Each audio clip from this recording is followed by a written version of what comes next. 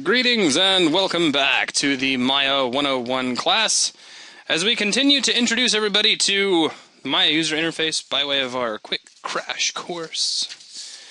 The next thing we're going to be taking a look at is probably the most dominant part to the Maya user interface, which is the viewport. Now, the viewport is obviously going to be one of the most important windows you will use inside of Maya. As a matter of fact, oftentimes when I'm using Maya, all I see is a viewport. I will pretty much hide and put away everything else and stick to just using hotkeys as well as the hotbox. And we'll talk about that here in just a moment. So for starters, let's look at the basics of the viewport. First off, if your viewport still looks something like this, and you have a bunch of wireframe objects, let's go ahead and talk about shading your objects in a different manner. You have access to shaded view. You can have a textured view, which that's not really going to show anything unless I create a texture. So really quick, I'm going to put a texture on an object. You're welcome to follow along if you want, but you don't necessarily have to. I'm going to do this the old-fashioned way by way of the Hypershade as opposed to the new node editor, which is really cool. I just don't want to get into a big, long, involved discussion over how awesome that is right now. And if I take a look at the node editor, I'm very likely to do that because it is the coolest thing about Maya until I think of something else. So, let's make a blend material, and let's drop a checker pattern into its color swatch, and really that's all we have to do there. I'll make this window quite a bit smaller because for some reason it wants to totally dominate my entire monitor, which is no fun at all. And if I can get just enough real estate space to see the material, I can just middle mouse drag it right on top of the sphere, and voila! Did I start recording? Yes, I did start recording. So yeah, sorry, you actually scared me for a minute. I glanced down and I was like, oh my god, are we recording? Please tell me we're recording. So yes, indeed, we have started the recording. So, really quick, I'm going to create one more thing. We're going to go into Create, Lights, and I'm going to make a point light, just so I don't have to aim it. And get my Move tool out, and here's my point light. I'll just move it somewhere out here in space. And here we go. We have wireframe view, shaded view, textured view, and lit view. And as I move the light around, you can see how that affects everything. Now those have hotkeys, and you should know what those hotkeys are. 4 is wireframe, 5 is shaded, 6 is textured, and 7 is lit. Now these kind of work a bit like toggles. If we press 4, we're taking a look at wireframe. If we hit 5, we are looking at shaded. You can hit 5 and then 7, and you're looking just at shaded and lit. Or you can hit 6 and 7, and you're looking at textured and lit. So you can toggle between them. So, please be aware of all of those. Now, if you need to create a quick material, does anybody want to see how I do that again? Speak now. No? Do it again. Okay, one more time. Just because Saturn asked. We're going to go under Window. We're going to go under Rendering Editors, and we're going to open up the Hypershade. Now, there's a bunch of stuff listed here in the Hypershade, and I don't necessarily need to see it all. So you see this big list of favorites and stuff over here? I'm just going to collapse this all over. See? Bonk. Just grab this little dashed line and be like, you know what? Go away, clunk. And that just saves me some precious real estate space. And I need all I can get my hands on. So I need to make a new material. Grab something simple for starters. Let's grab a Phong, P-H-O-N-G. Middle mouse drag that out here into the work area. And you can left click drag that around to move it. Now we got to put a texture on it so it looks in some way vaguely interesting. What do we have? We could do a ramp, I suppose. That's pretty basic. So let's just middle mouse drag a ramp onto that Phong. And you'll get a little window that pops up asking what you'd like to attach it to. Let's just attach it to default color. Well, actually, that got a little bit iffy. So let's middle mouse drag that again and connect that to color. There you go. That's what I wanted to see. Thank you. And then we have to apply that to some object. So what should we put it on? Let's put it on the torus. So I'm just going to middle mouse drag on top of the torus. Middle mouse dragging is very important when using the Hypershade. That's how you make associations. So there we go. We now have a torus that has a rainbow all over it. And again, we can see that rainbow because we've hit the 6 key to see our textures.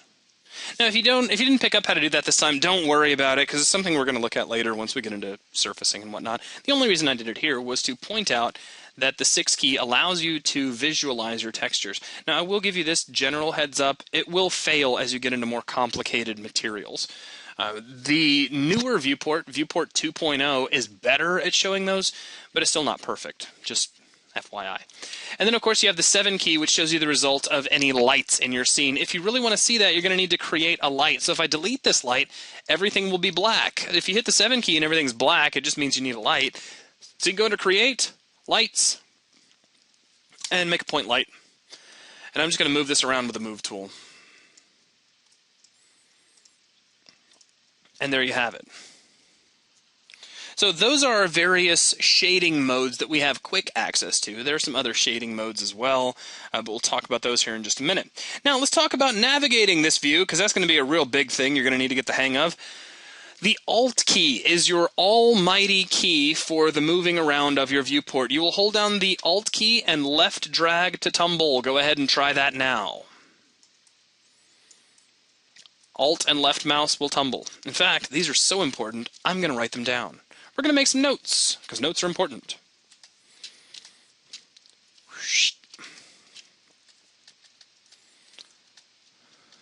Viewport. Let's go ahead and jot down those shading keys real quick. 4 is wireframe. 5. This is called smooth shaded, like smooth butter. Which I'm not going to do that voice because I will probably cough right in everybody's ear if I try it. Then we have textured. And then we have lit. For navigation,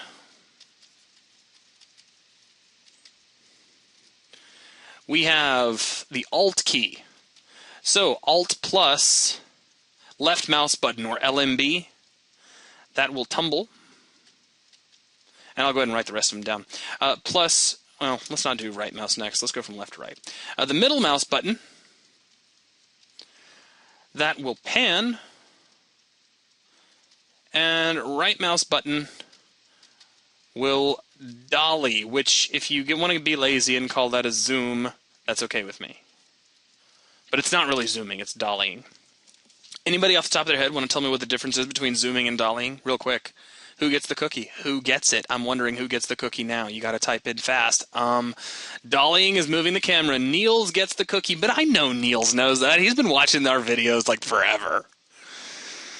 Paul Sicky's all over it too. He says zooming changes the lens. Zooming is zooming. Saturn, you don't get a cookie. You get an old fruit roll-up that has almost crystallized. That's what you get. All right, so.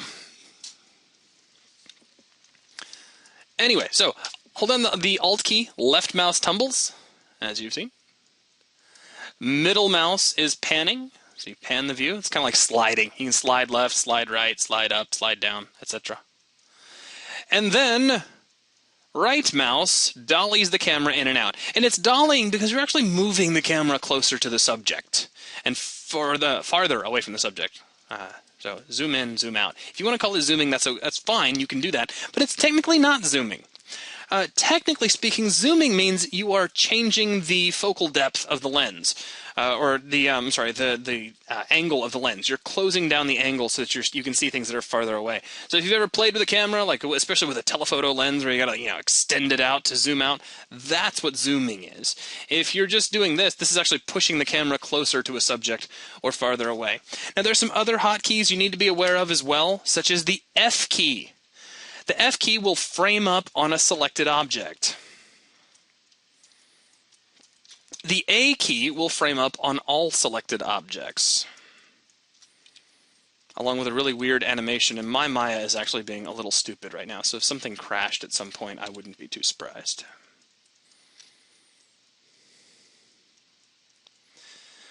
Yeah, and if you want to do some fun stuff, if you're just bored and you want to try some fun stuff, you can go under View and take a look at your various camera tools. And there's some stuff that you probably didn't know about that you can play with, like the Fly tool, which allows you to sort of fly around. But we're not going to get into necessarily playing with all that right now. Anyway, so back over to our primary navigation. Again, we have tumble, pan, and zoom with left mouse, middle mouse, and right mouse. Now, if you want to be all old school about it, you don't have to be. I just want to mention this because it makes me feel kind of cool and kind of old. If you hold down the Alt key and you use left mouse and middle mouse, that also dollies in and out, because for a while, I guess Autodesk or Alias, I think it was still Alias at the time, they forgot that you actually had a right mouse button you could do anything with. So it used to be left to tumble, middle to pan, and left and middle together to dolly in and out, until somebody was like, hey, there is a right mouse button. I do want to mention something to everybody, however.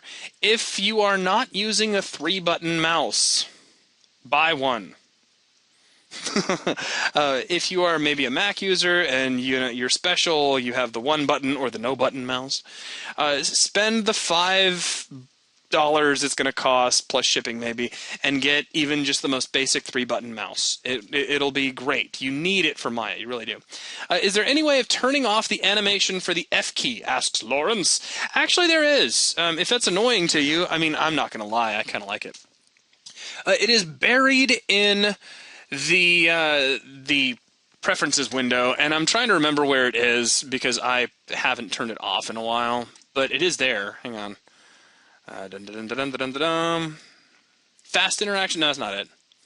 I remember. Okay, it is in here. If you jump in and start changing your settings, I know it's in here. I just don't remember exactly where it is because I try to leave everything at their defaults as often as I can. Because anytime I change anything, I get all kinds of people be like, "Hey, mine's different than yours," and people start kind of getting a little freaked out. I'm looking just real quick. I'm taking just a moment and seeing if I see it. Scroll with mouse wheel.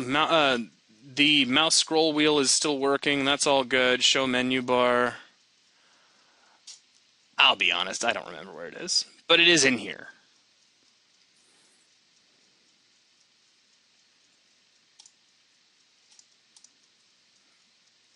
I feel like no, it's not fast interaction. That turns everything into bounding boxes. Well, if anybody finds it, let somebody know over in BuzzNet. Because again, I know it's in here. I just haven't looked at it. Hang on. If I go under cameras, dynamics, files, no. Okay, well, I don't want to spend all day looking for it. But again, I know it is in there because I've had to turn it off for people before. Okay, so the direct answer to your question is yes, there is a way for turning off that animation. Okay, so there is the basics of navigating. Please make sure you get used to doing that. In fact, I'm going to do this real quick. Let's go to File, New Scene. I'm not going to save anything. Let's make just a single object for now, just a sphere, and shade up my view. I just want one object. I'm going to kind of simplify things just a little bit. Okay, now there's a few more things about the viewport that we need to be aware of. Of course, the viewport has its own menu bar, and really quickly, the purpose of the menu bar is just to break down some of the things the viewport can do. So under the view menu, you'll find various camera features. This is actually kind of important. If you nudge the viewport from one view to another and you want to get back, you have Alt-Z. That will step you back through all of your different viewport locations that you've constantly been switching through. You have the ability to create bookmarks, which are viewport locations that you want to save for later, and you have access to the camera attribute editor and your camera settings. I want to just make a note to those of you who are coming to Maya from other applications, such as maybe Blender. In Blender, you have a division between what the user sees and what the camera sees. In Maya, that is not so. In Maya, you are always looking through a camera, and every camera can be rendered from. So we could make an entire movie using the perspective camera, which is what we're looking through right now. This camera has its own series of settings. So for instance, if I go to View and go to the Camera Attribute Editor, I have access to the camera's actual settings, such as its field of view, which I can use to control the actual zoom of the lens, along with the focal length. So we'll go ahead and set that back to 35 millimeter by default.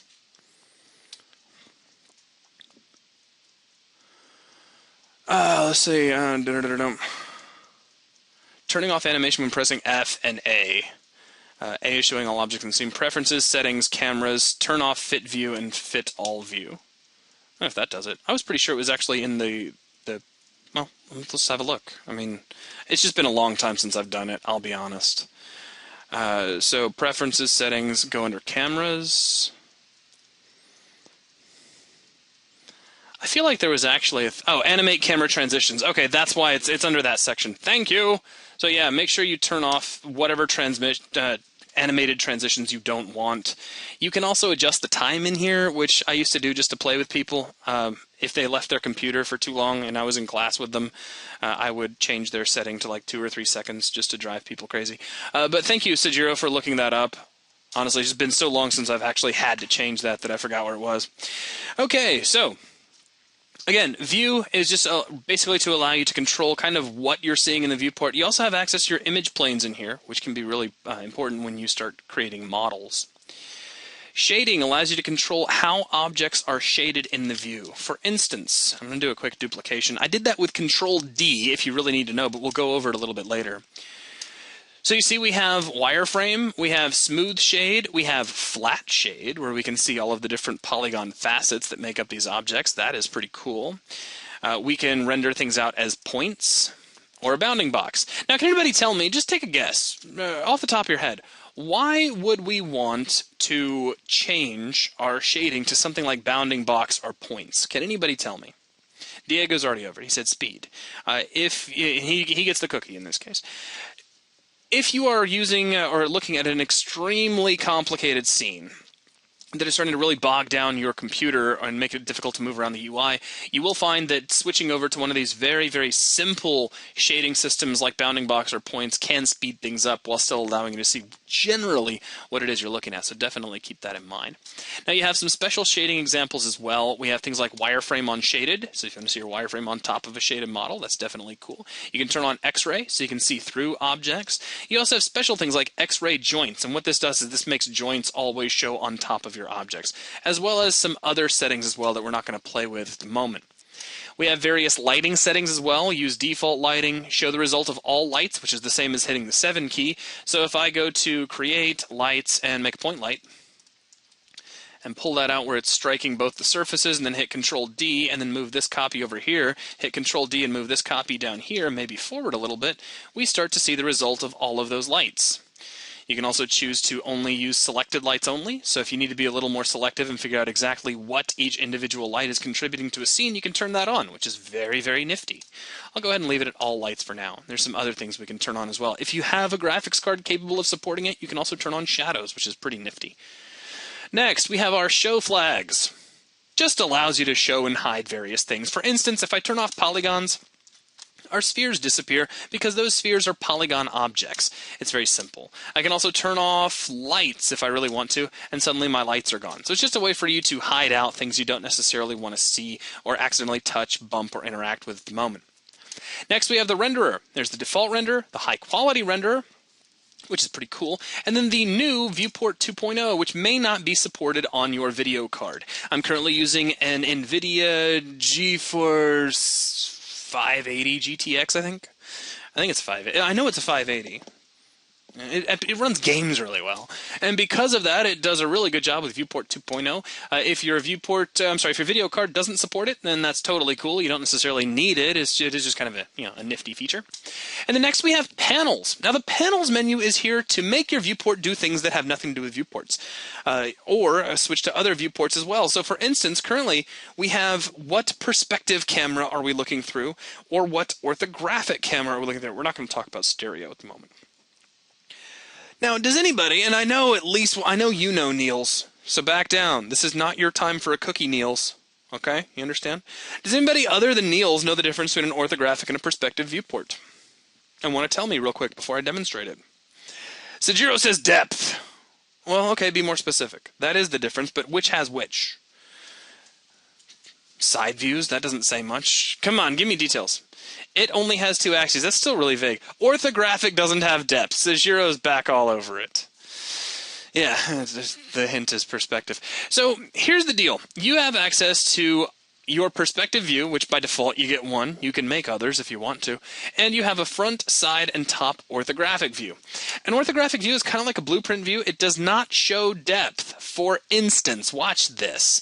See these two spheres? I'm going to put some distance in between them. And here inside the perspective view, I'm going to turn off my lights too.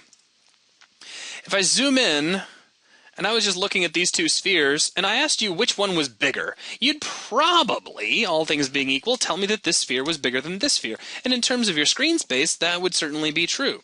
However, these two spheres are exactly the same size, and the reason they're showing as a different size is because of perspective, because there's a sense of depth. However, if we get out of here and we go to a side view, I believe it's a side view, it might have been a front view. Yep, it is. But we need to kind of offset this guy by a little bit. There we go. Notice that here in the side view, both of these spheres seem to be the exact same size.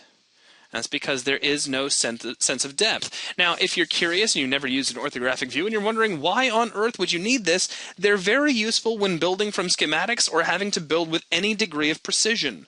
Especially when you're building things where you have a front view you're building off of and a side view you're building off of, they're absolutely invaluable because the lack of that depth means you have a much greater chance of hitting things exactly where they should be lined up, which is very, very nice. Now, how did I jump between these different views? You can just tap the spacebar. Maya is very good about tracking the current location of your mouse, so if you tap the spacebar and move your mouse over any of the other 4 views and tap the spacebar again, you'll go into that view, which is very nice. Now, while you're tapping the spacebar, you may notice something flickering a little bit on the screen. That is the hotbox. If you hold down the spacebar, you'll see the hotbox appear. We'll talk about that momentarily. For now, don't really worry about it. So there's the difference between an orthographic and a perspective view. Now, navigating an orthographic view is just like navigating the perspective view without the ability to tumble. So you can use Alt middle mouse to pan around. You can use Alt right mouse to zoom in and out, but Alt left mouse won't do anything because you cannot rotate around a perspective view. Take that, people from 3ds Max and Blender. I never really liked the ability to do that anyway. Inside of Max, user views are the bane of my very existence. But, you know, that's just me. It's my little personal tirade. Just thought I'd go off on it for just a moment. Okay, a couple of other things. Inside the viewport, you have the view axes. These will help keep you from getting too lost in your scene because you can always see where the y-axis is, where the z-axis, and where the x-axis are. You can see what direction they're pointing in, which can save you a lot of hassle if you are prone to getting confused with what you're looking at. For instance, if you're trying to use some of your various tools to model and things just aren't moving the way they should be moving, and you're like, why are all of my move tools upside down? Take a look at your view axes. You've probably flipped your view upside down and didn't realize it. I've seen a lot of people who are just getting started in Maya do that over and over and over again. It's totally common. Don't stress. Just flip your camera back up, right side up, and continue. Now, in the upper right corner, you have the view cube. The view cube is kind of like a shortcut to help you navigate around your scene if you're not much for actually holding down the Alt key or you find yourself getting confused very easily. It's kind of cool in that you can click on different sides of the cube and it'll take you to different parts of your scene, such as the top, the right. You can keep going around to the back view, the left view, etc. and so forth. Or you can click home and it'll take you back to that default view you had when you first opened up the scene. You can click and drag on this guy to rotate around. So definitely some neat stuff. I'll be honest, I do not often use the view cube. It's just never really been something that I find myself needing to use because I am so used to just holding down the Alt key and moving things around manually. So much so, as a matter of fact, that generally I go into Preferences, go over to the view cube underneath Interface, and I turn off Show the View Cube. So from here on out, if you're wondering why you have a view cube and I don't, it's just because I've switched it off. That's it, and that's all. And just for those of you who are curious, because I see some people talking about mice, I'm actually using the World of Warcraft mouse, and it works really well as with Maya as well. I do wish I could program all the buttons, though. I think I can. There's just like an application I have to buy to make it work. Okay, now that brings me. Well, I am a geek, guys. I mean, I hate to break it to you. I'm a geek who owns a Harley, so take that. So anyway, the next thing we're going to talk about in terms of the viewport is the hotbox. And the hotbox, if you hold down your spacebar, you'll see this guy. It's kind of intimidating at first, but what it's giving you access to, just at a glance, is every single menu that's available to you. So across the top, we have all of our constant menus that never change. Underneath this, we have all of our panel menus. There's all the menus that are available here inside the viewport.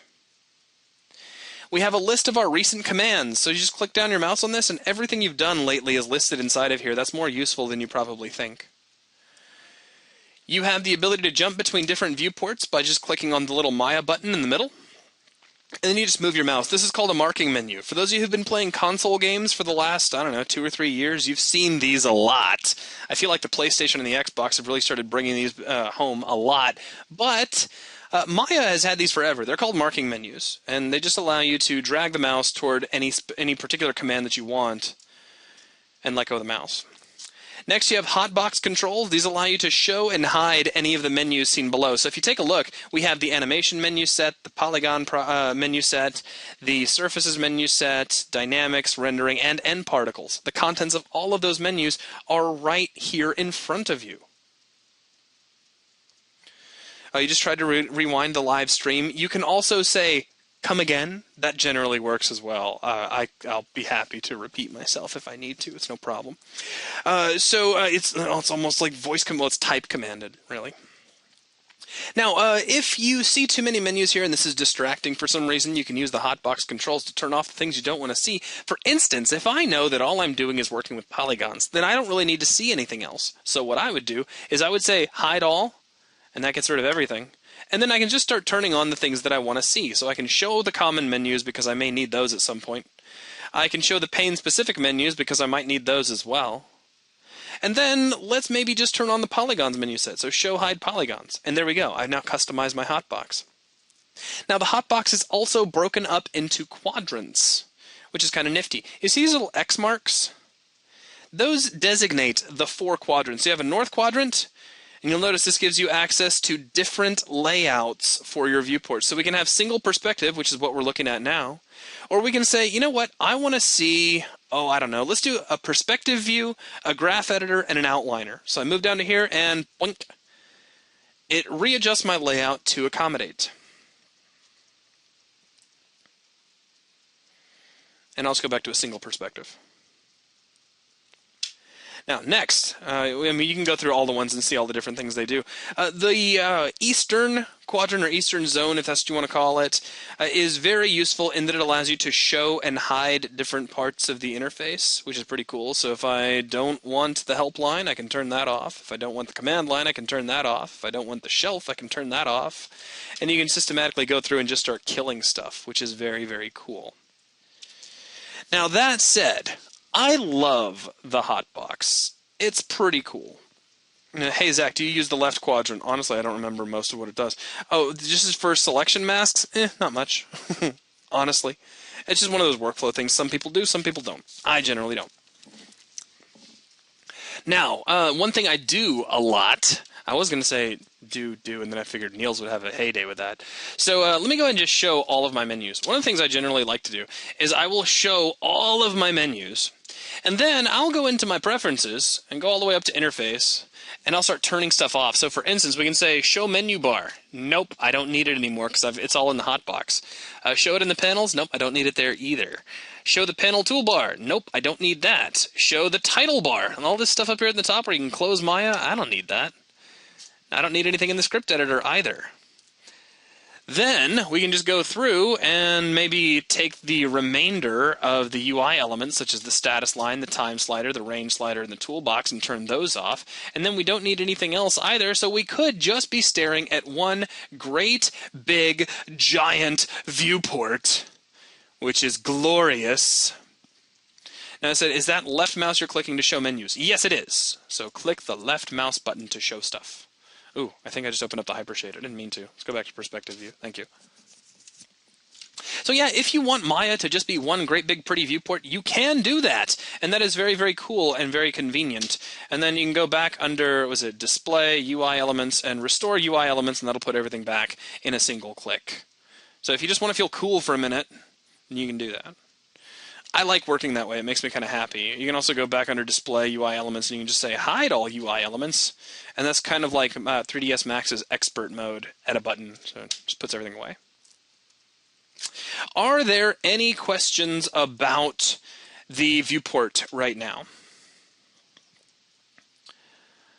I'm not seeing any pop up. If you have official questions, please make sure you put them over in the questions box over inside the webinar, so that I don't get confused, even though I am doing my best to keep an eye on BuzzNet, mostly just to make sure Niels isn't, doing what Niels does. Just saying. Okay, so we've seen the hot box. Let's talk about working with 3D objects, because 3D objects are really cool. Yes, Niels, you've been pretty good. I'll give you credit. You've been all right. All right, working with 3D objects is a pretty standard thing. You generally want to do 3 primary, we'll say 4 primary options when you're working in 3D. You want to be able to select stuff, move it, rotate it, and scale it. So let's talk about those first. We've already mentioned these earlier, so just a quick review. The Q key gives you the select tool, which allows you to select things. And I'm already seeing that I can't select stuff, so the first thing I need to do is make sure that my status line isn't doing something stupid. And so I just came up here and I clicked on Select by Object Type, and that fixed my problem. Anytime, and I mean anytime, you can't select something that you feel like you should be able to select, look up at the status line, because you've probably got some setting up there that you forgot about. Oh, and I guess I should go ahead and bring back the rest of my UI so that people don't get visually confused with what they're looking at. So I'll go back over here to Interface. We want the menu bar. We want it in the panels. We want the panel toolbar, and we want the title bar. We'll go ahead and turn all that stuff back on. And now we have a tiny little viewport once again, but at least everything looks like it does by default, so that's really good. Now, move, rotate, and scale. W, E, and R. Let's talk about these tools real quick. They're really, I think once you play with them, you'll find they're pretty intuitive. For instance, with the Move tool, you are given 3 arrows which stick out in the same direction as your primary axes. And you can click and drag on these arrows to move an object around along a given axis. Now, there is a color scheme to these you need to be aware of, and hopefully you've been exposed to this maybe once or twice, but if you haven't, RGB equals X, Y, and Z. Red is always X, green is always yellow, and B is always blue, unless you explicitly go through and change stuff to make it no longer that way. So if I want to move along the Y-axis, click on the green arrow. Now, when you have something selected, it turns yellow. So did I actually say yellow? Did I go a little bit crazy there? X, Y, Z. Green is yellow. Wow. Anyways, you guys got it. Green is the Y-axis, okay? Ha ha, have your fun, point and laugh at Zach. Okay, so X is red, Y is green, Z is blue. Blech. Speaking way too quickly. Okay, so let's go back over to Maya. You guys have your fun. Laugh it up. Now, there's a couple of interesting little tricks about the Move tool that you may not know. First off, you got this little square right here in the middle of it, which if you select it, it turns yellow. This allows you to move an object in screen space. Screen space is like moving an object along a plane that is perpendicular, or that is parallel to the plane of your screen. So, it's like if I had this great big invisible sheet that was at the same angle of my screen. I generally don't move objects this way, but sometimes it's useful.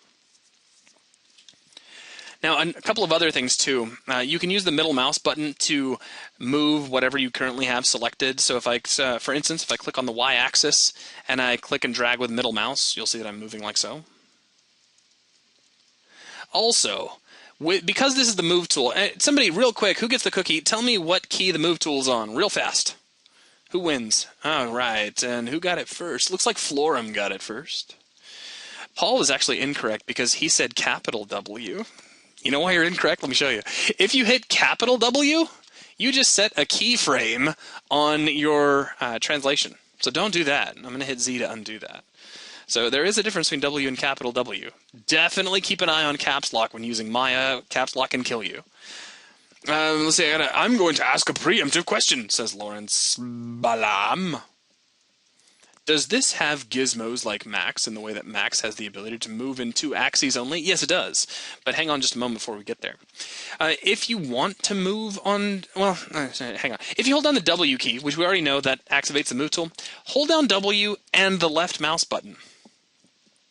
And you'll get a nifty list of stuff that you can change about the move tool, in case you wanted to know about that. So for instance, right now we're using the world coordinates. Check this out. We can switch that over to object. And then if I rotate this guy and switch back to the move tool, now look at my axes. Now they're pointing off in all kinds of different angles. That's because now the move tool is currently aligned to the rotation of the object. So if I hold down W, left mouse again, I can put it back on world, and now the move tool is realigned to the world coordinates. So just, keep that in mind.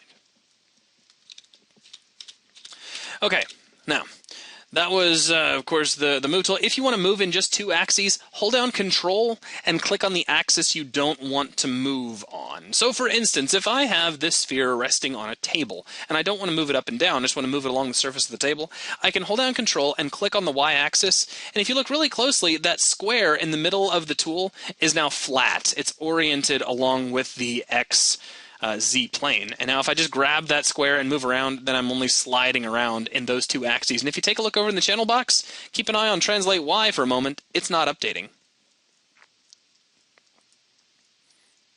When you want to set it back to default, just hold down Control and click on that square in the middle. And that solves that problem. Okay, now let's talk about the rotate tool. Hit the E key to open that up. The rotate tool gives you 3 concentric rings. These rings allow you to rotate around a given axis. So currently you'll notice that the X-axis runs left to right from my given view, and the X ring runs around a line that would be running from left to right. So you're spinning around that given axis, like that axis was a pin going straight through the center of our object. Now, I don't want to get too carried away, but Maya is slave to the Euler rotation algorithm, meaning that you can experience what is called gimbal lock. So if you're thinking, well, I want to rotate a little bit in X, and then I want to rotate a little bit in Y, notice what my 3 rotate numbers are doing over in the channel box right now. Do you see that all of them are going crazy? That has to do with how Maya calculates rotation internally. Now, I'm not going to get into a big, long discussion over how the Euler rotation algorithm actually works. Just know that when that happens, it's totally normal. It happens all the time. If you want to avoid that, what you need to do is hold down the E key and left mouse, just like we did with the Move tool, where we were holding down W. Now we're holding down E. And you can switch over to the gimbal mode. And this shows you what your axes actually mean. And you'll see that as you rotate one axis, the other axes kind of come along or don't, and that's based on a hierarchy. Again, that's pretty technical. Nothing I want to get into right now. I'm just kind of pointing it out, planting a seed, giving you food for thought. That's really all I'm up to. Generally, for our purposes, you can leave the rotate tool set to world or local, and that'll be just fine for our purposes. In fact, I'm going to leave this set to local for now. We're not going to get into gimbal rotation until we start playing with things like characters or having to do complex rotation animations. All right, now moving over to the scale tool. That is the R key. This gives you some boxes you can click and drag on. So you can click and drag in one axis or another axis, or click and drag on the little cube in the middle, and you can scale things up and down. So basically I just made a great big model of an M&M candy, just like that. I'll just undo all the way back. You can also hold down the R key, and you have some settings for this as well. So there is moving, rotating, and scaling. Now, let's see, can I have the never-ending cursor dragging like in Max, where it repeats itself at the top, bottom of the screen, etc.? No, Maya doesn't work that way. So, but Maya also doesn't have spinners. Now, Maya does have something that is kind of related. You can use the channel box and what is known as the virtual slider. Now, you've already seen this, whether you know it or not, if you ever played with the middle mouse button. But you can select a given property in the channel box and then click and drag with middle mouse, and it works kind of like a slider. Now, notice you are limited by the extents of the screen. No constant dragging stuff. Is there a menu option to set the rotate widget to show degrees on the screen like UDK's rotate widget? No, it just doesn't work that way. But isn't that cool in UDK, and don't you wish everything did that? I mean, I do. I think it's pretty awesome. Now, on the other hand, you can turn on discrete rotation, so that when you rotate, you're basically snapping by like 15-degree increments, and if you go into the settings, you can change. So if we go into our tool settings, you can take your step size and change that from 15 down to like 5. And so when you rotate, you're now, by 5-degree increments. So if you just keep an eye on your channel box, you're basically good to go. It's not really nice like the one from UDK, though. But, the folks from UDK looked at Maya and looked at 3ds Max, and they thought of a way to improve it, and Autodesk hasn't looked back at anybody else to see how they could improve their stuff, but that's the nature of monopoly, I suppose. Now, there is another thing we can do to change our settings. We have these value fields up here in the status line that we can use, and these are very cool. And these are dependent on what tool you currently have active. So I'm going to go ahead and grab the Move tool for just a moment. I'm going to take X and set this to 10. And you see the sphere update. Now, these fields can be updated either absolutely or relatively. So currently that was set to absolute value. So if I set this, so I just drag my sphere out here into space and punch 10 in again, he jumps to 10 along the x-axis. If I put 10 in a second time, it doesn't move because it's at the absolute position of 10 in Translate X, which we can confirm right here in the channel box. However, if I set this over to relative and I punch in 10 and 10 and 10 and 10 and 10, if I keep hitting that over and over again, we're moving relatively from our current position, so it keeps nudging away. So definitely keep that in mind. Okay, and Neil just mentioned you can hold down the J key for discrete rotation, move, or scale, and that's sometimes useful. Indeed it is. All right, so that's the basics of working with 3D objects. I do want to mention, at least in passing, because I don't want to get into a big lecture of modeling right now, but this is how you manipulate entire objects inside of Maya. You can also move components, or the bits and pieces that make up an object, by switching over to Select by Component Type. You can do this by clicking on this button here in the status line, or tapping the F8 key by default. And in this case, this has given us access to the vertices that make up this sphere. So I can click on one of these vertices, and I can move it. And I am now reshaping this object. This is basically the crux of modeling. This is what modeling really is. If you want to get fancy, and this is just kind of for your own edification if you want to play with it, you can tap the B key, hold down B, and middle mouse drag to increase the radius, and that's soft selection. So now I can do cool stuff like this, if you want to play with that. When you're done and you've finished moving all of your bits and pieces around accordingly, and you want to go back to object mode, press F8 or click on Select by Object Type and go about manipulating the object as a whole. So it's just a really quick introduction to manipulating the components of an object. Now, different types of objects will have different components. For instance, a polygon object will have vertices, edges, and faces. A NURB surface will have control vertices and isoparms, and a subdivision surface will have varying levels of vertices, and that's all stuff that I don't really want to get into right now, but if you're using a different type of surface than I am right now and you see different stuff, that's why. Just kind of mentioning that. Okay, that's it for my very basic discussion of manipulating objects in terms of move, rotate, and scale. There's a few other things I do want you to be aware of, such as duplication. That can be fun, right? Control D will duplicate an object. That's it. That's all there is to it. If you want to do something fancy, you can hit Shift D, and what this will do is this will duplicate your object, and it will also store any transformations that you do to this object, meaning is if you update its position, its rotation, or its scale. And I guess I'll scale it down just a little bit. And the next time you hit Shift D after that, it applies that same transformation again. So I hit Shift D and D and D, D, D, D, D, D, D, D, D, D. So it keeps getting tinier and tinier and getting all rotated and stuff. So that's cool. I'm stuck in 2-axis movement for some reason. Whoops! No, you're not. If you think you're stuck in 2-axis movement, it's probably because you control-clicked on one of your axes and you think you're stuck. Take that little yellow square in the middle of your move tool and hold down Control and click on that bad boy, and that'll put it all back into your standard movement style. Or, actually, you shouldn't be stuck anyway. Even though, like in this case, I've control-clicked on the Z-axis, I can still move in the Z-axis if I explicitly click and drag on it. It's really only when I click on that little square in the middle that something special actually happens. Okay, so that's duplicating. I also want to talk a little bit about parenting. So let's go to File, New Scene, and I'm not going to save anything. I am going to create a polygon sphere, dead center of my scene, and shade everything up. We'll pull this up above the grid, like so.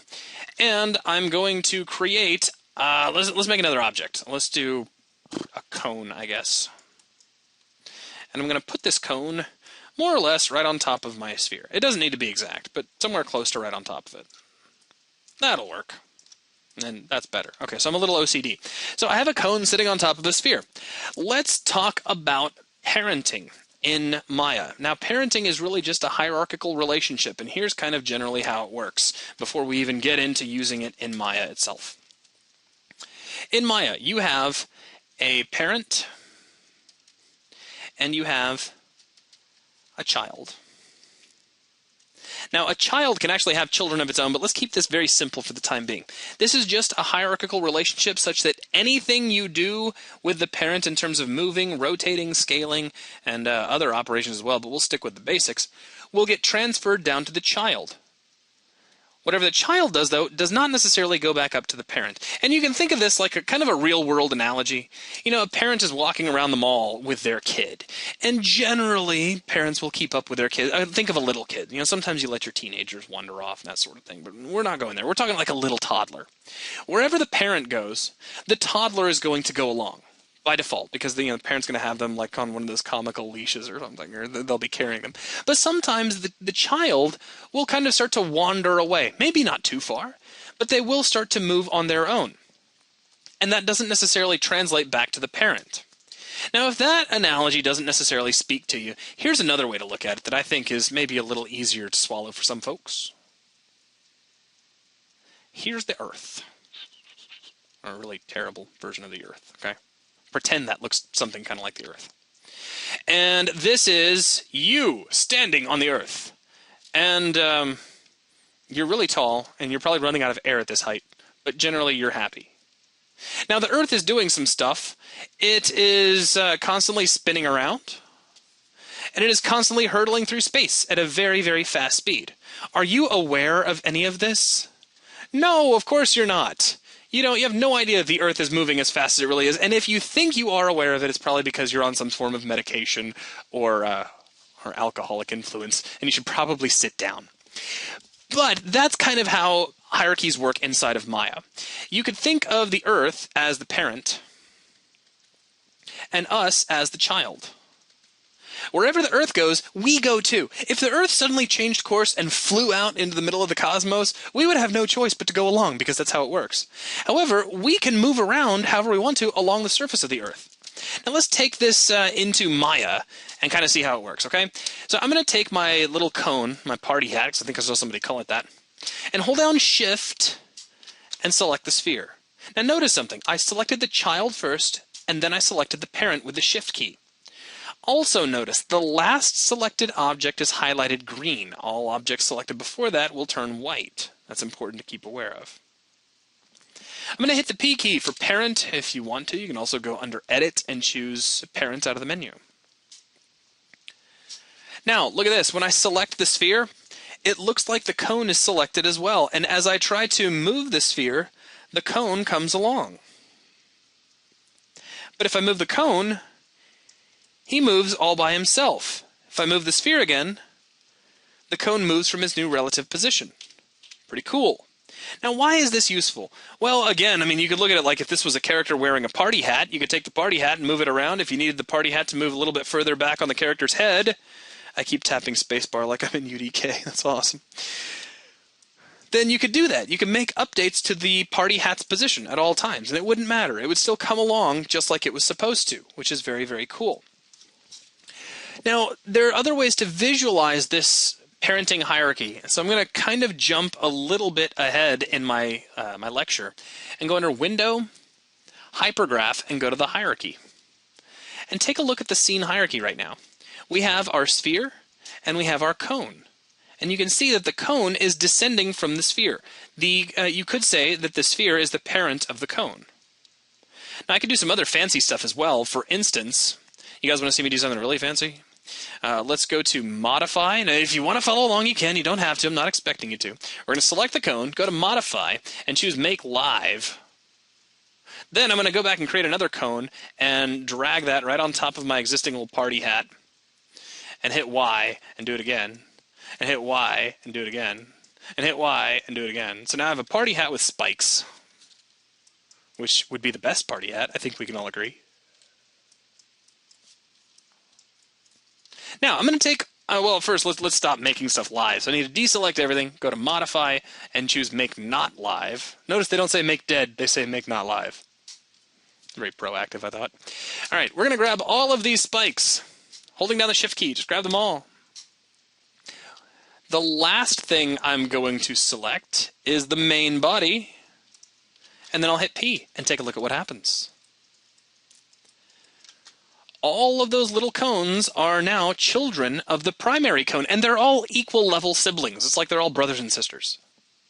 So what does this mean to us? Well, it means I can take my sphere and I can move it around, and I can rotate it, and everything just kind of comes along. I can take the party hat and I can move that around as well, and everything just kind of comes along.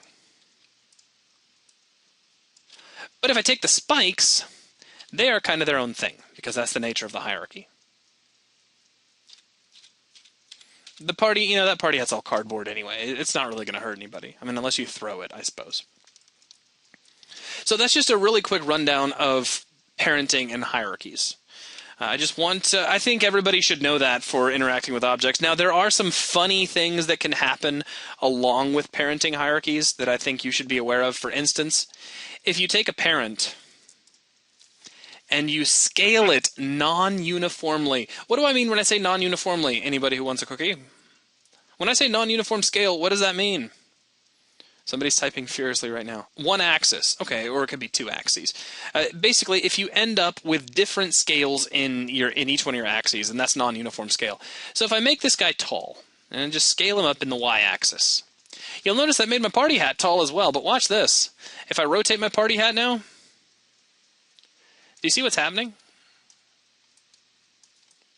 If it's not painfully obvious what's happening, let me make that scale really apparent. So we'll stretch him way up. Now I'm going to grab the party hat and rotate it. See how tall the party hat is? It's stretching. It gets kind of distorted. This just happens. That's just kind of the nature of parenting. You just have to watch out for non-uniform scales in a parenting hierarchy. Just keep that in mind. Make a note of it. Okay, so that gets us all the way through parenting and duplicating and moving, rotating, and scaling. Are there any questions up to this point?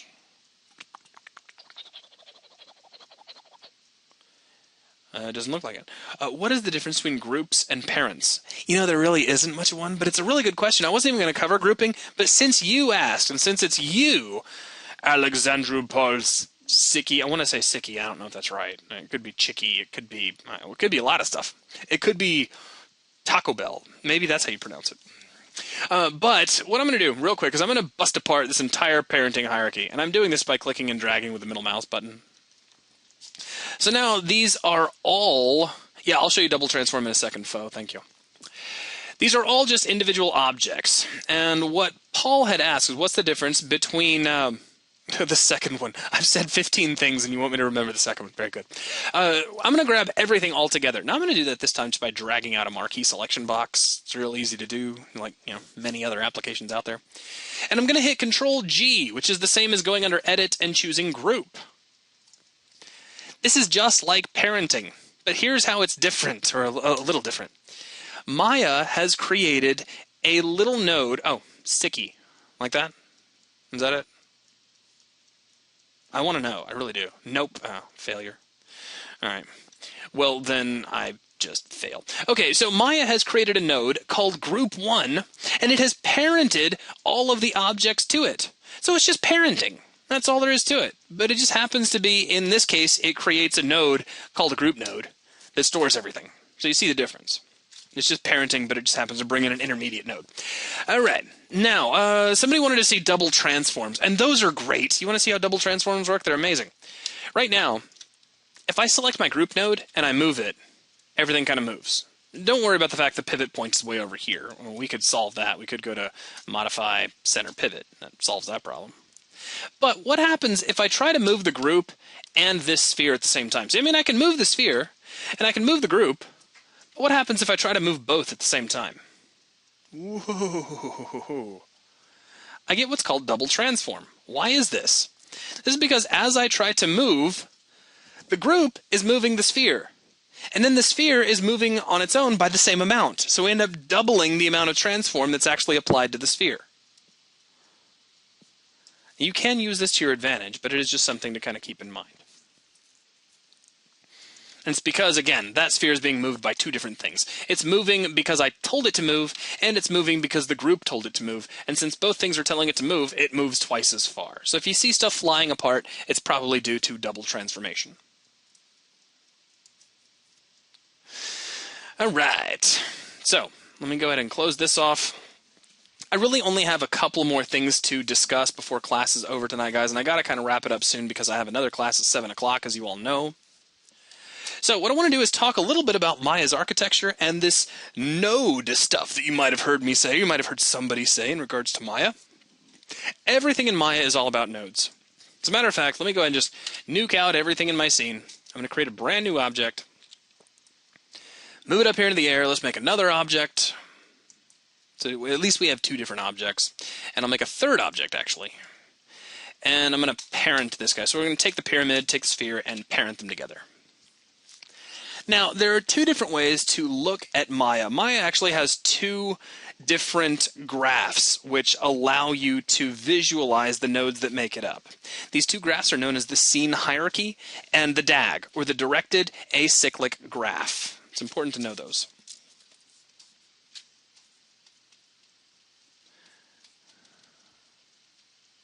The scene hierarchy and the directed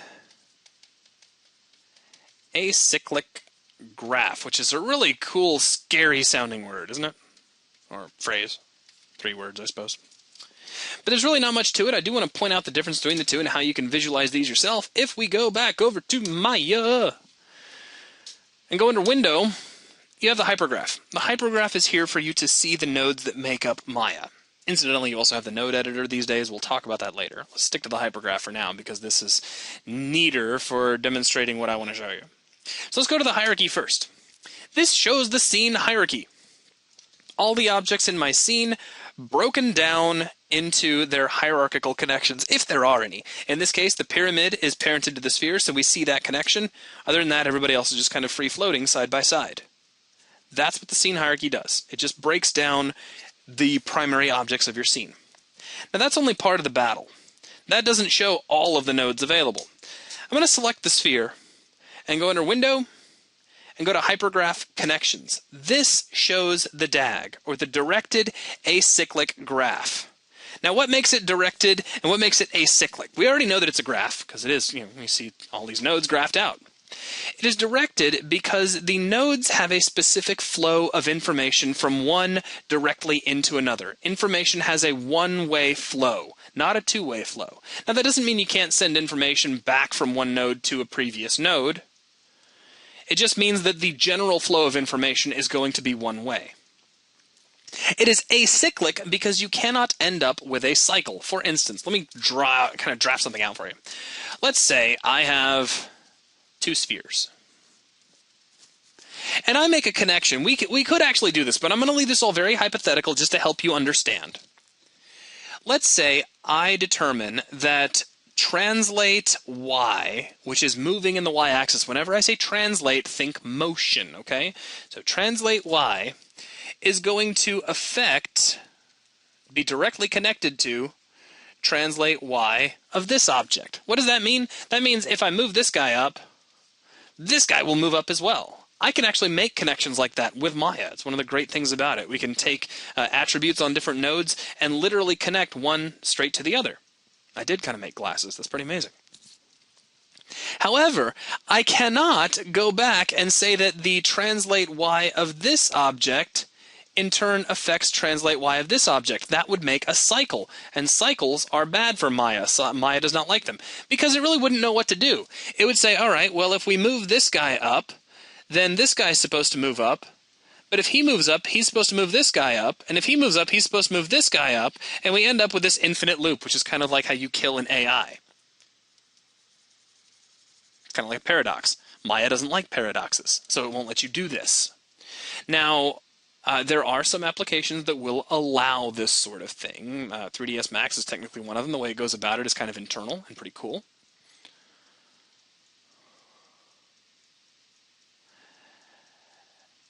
Now, I'm seeing some folks saying some funny stuff over inside of BuzzNet. Mirango just gave us some dots, and other people know how the 2 dots feel, which is great. So here's what I'm going to do. Watch this. All I'm doing right now, guys, is I'm just showing you why this graph is the way it is. I want you to at least be exposed to this.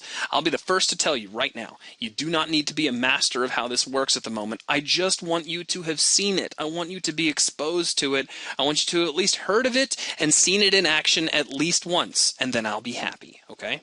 If you don't really get it right now, that's fine. You will get it later, and you'll think back to what we discussed today, and you'll go like, oh, that's what Zach was talking about.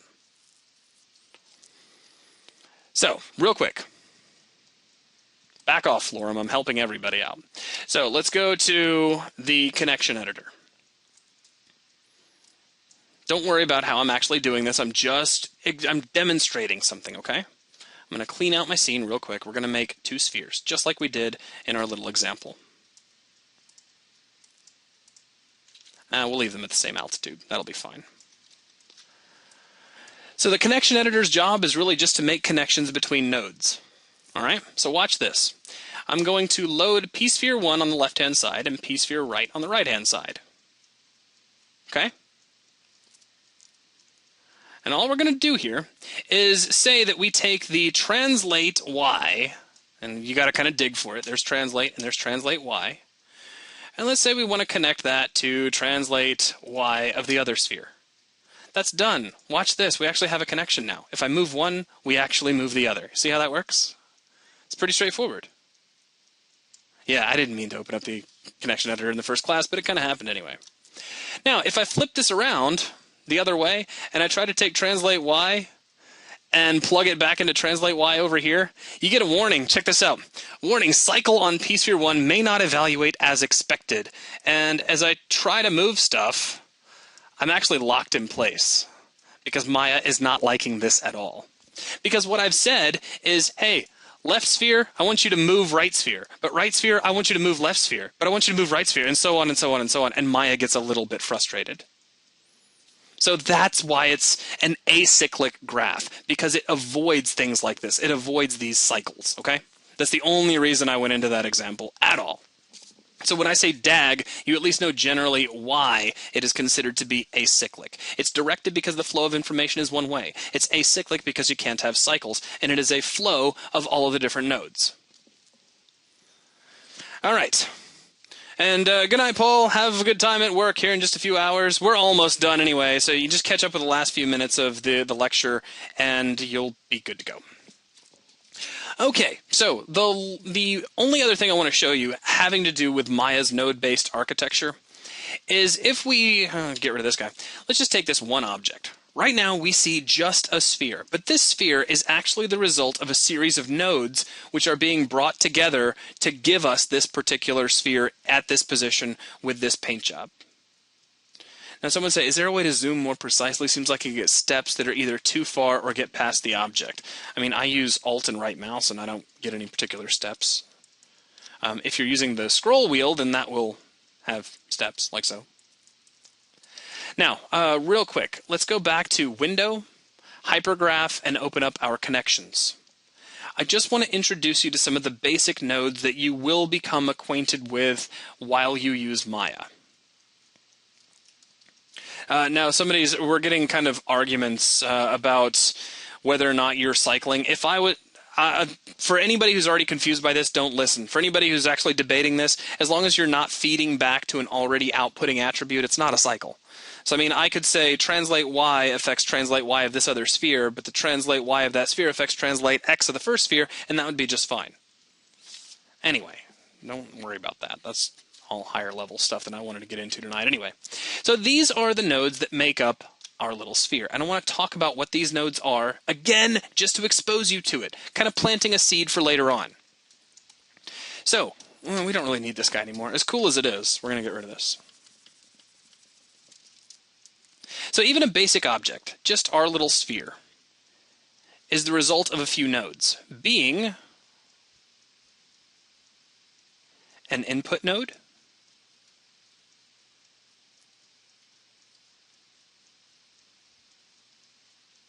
a shape node,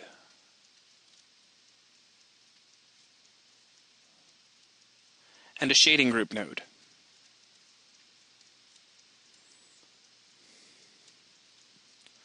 Now, floating above these and not connected to anything is the transform node. Now, what are the purposes of all of these nodes? Well, there's a nice analogy that you can actually tie into the construction world that makes this all make a lot more sense. The input node is kind of like your blueprint. It knows all the things that go into making a sphere. Things like the radius that that sphere should have, the number of segments it should have. For instance, if I go back over to Maya, and we select the input node, take a look at the attributes that appear over inside the channel box. We have radius, subdivision axis, subdivision's height. And I can change these. If I click here on radius and then middle mouse drag, I can increase or decrease that radius. It's like affecting that blueprint. Now, the shape node, on the other hand, is kind of like your actual materials. Think of this like your brick and mortar. This is what you have actually built. So this is the blueprint. This is actually what you are creating. Everything about an object, how it's actually viewed on the screen, the arrangement of its vertices, all of that is stored here inside the shape node. Then you have the shading group. This is like the paint that's applied to it, if you want to keep it that simple.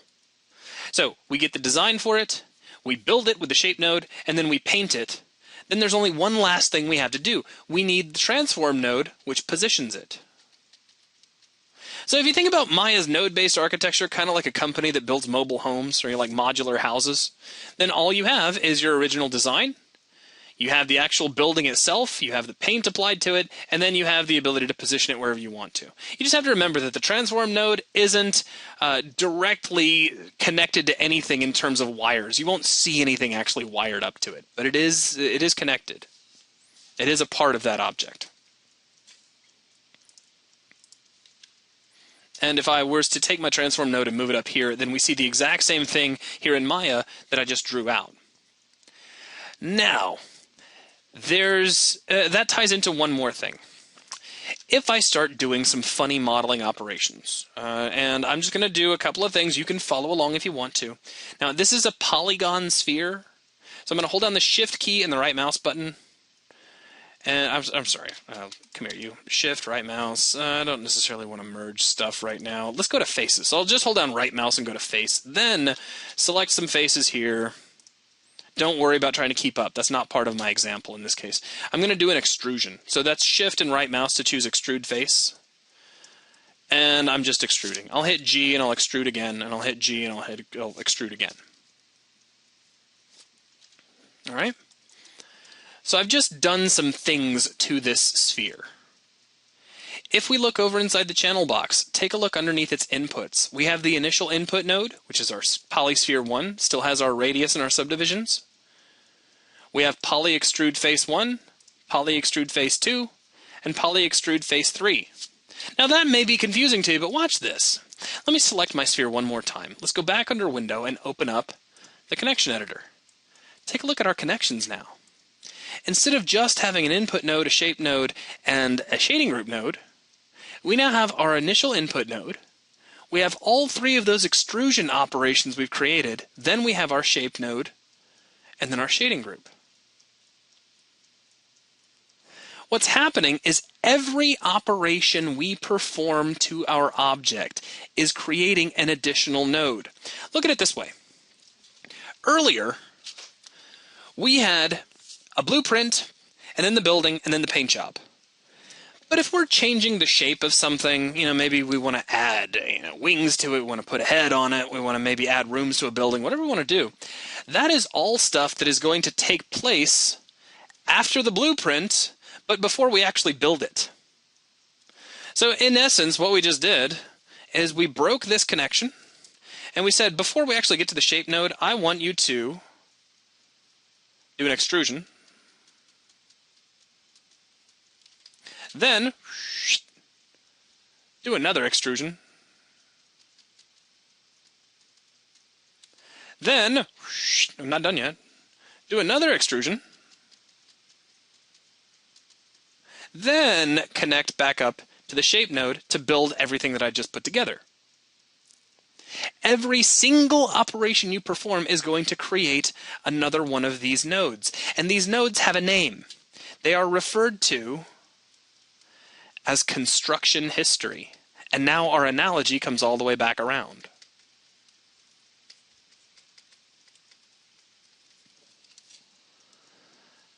The good thing about construction history is that it kind of allows you to go back in time and make changes to an object. For instance, I can go back to the polysphere node and I can change the radius of the sphere. And what we get is the entire contraption gets bigger or smaller as if the sphere had had a larger radius when I made those extrusions. I can go back to those extrusions and I can say, I want this extrusion to be not quite as long.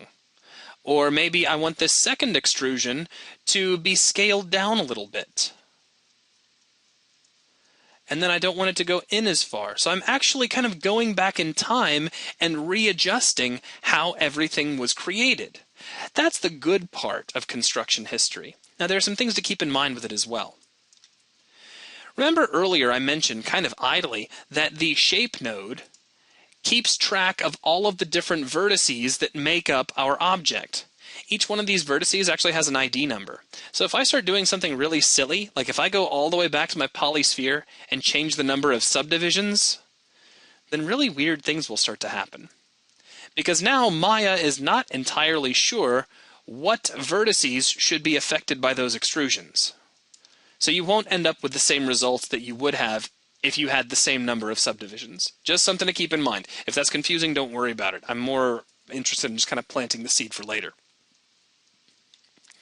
Now, all of this ability to go back in time and make adjustments to operations you performed way back when, that's the good side of construction history. So, the good is editability. The bad, performance.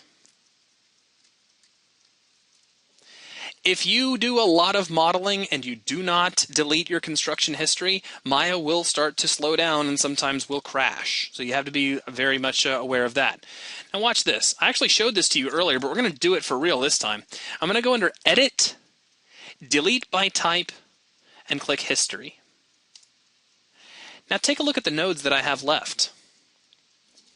I have my shape node, my shading group node, and my transform node. That's all I have remaining. What just happened?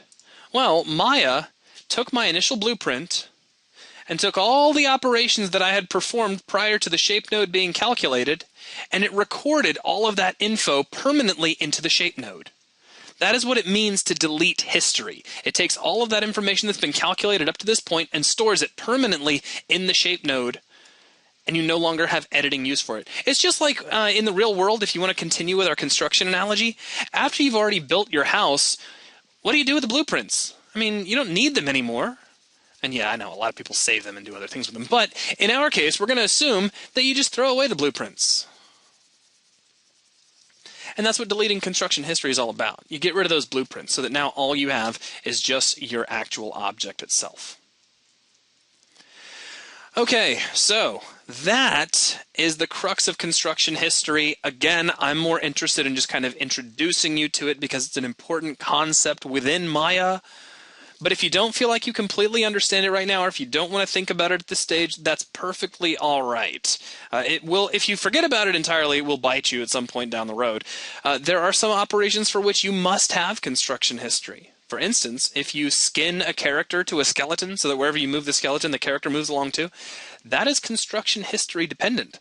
So if you delete construction history on a skinned character, he won't be animatable anymore. You're going to lose that animation control, so definitely keep that in mind. But folks, that is actually going to wrap up tonight's lecture. So please take a moment and throw in any last-minute questions that you may have. There is no homework this week. My goal is really just to bombard you with information about how Maya works, and we'll actually get into building our project starting next week. So I'm kind of going a little bit easier on you because I know if you're totally new to Maya, this is a lot of information to absorb, and I don't want to blow anybody's brains out this early on. So the only thing that I am requiring you to do, and I implore you to go ahead and get this done early, is if you go back over to the Member Sponsor Lounge, go ahead and get step 1 of your submission steps taken care of. You will be sending your PMs for this class to NATO, Chris JM, or Chris Morris. You can just click on his name right here inside the submission steps. So you just click on that, and that will send you a PM directly to him. All he needs is the email that you use for Dropbox. So whatever email address you're using for Dropbox, and then he is going to share a folder with you into which you may place all of your assignments. And I would like everybody to have that done by next week so it doesn't slow anything down. Okay, now the video for last week will be up very shortly, and then I'll go ahead and have the video for this week up as well. I will probably have to finish the Blender class, which starts at 7 o'clock in about an hour and 15 minutes. I'll probably have to finish that before I can actually make these videos live. I do apologize for any additional delay in that regard. But that is going to wrap up tonight's lecture, and I want to thank everybody for attending. I will catch you all next week. Take care.